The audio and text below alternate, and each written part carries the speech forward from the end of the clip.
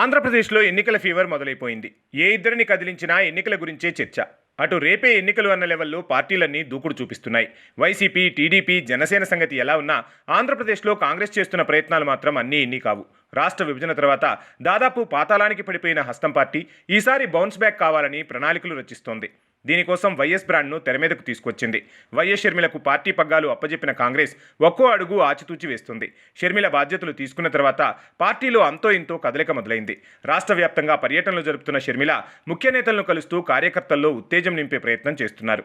అయితే షర్మిలకు జతగా ఆంధ్రప్రదేశ్ ఎన్నికల ప్రచారంలోకి మరో ఫైర్ బ్రాండ్ను దించాలని హస్తం పార్టీ అధిష్టానం ఆలోచిస్తోందట.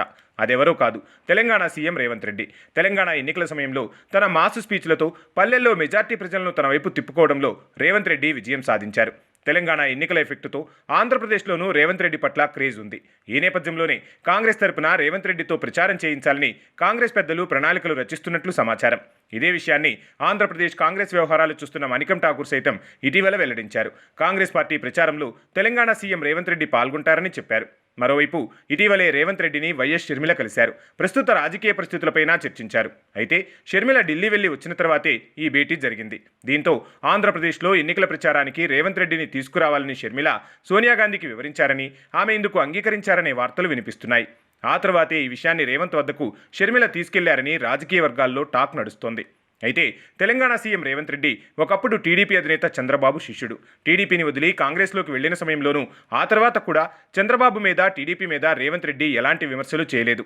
ఇదే కారణంతో తెలంగాణ ఎన్నికల్లో కాంగ్రెస్ విజయం కోసం టీడీపీ పోటీకి దూరమైందని, టీడీపీ శ్రేణులు కాంగ్రెస్ విజయానికి సహకరించారని రాజకీయ వర్గాల్లో వినిపిస్తున్న మాట.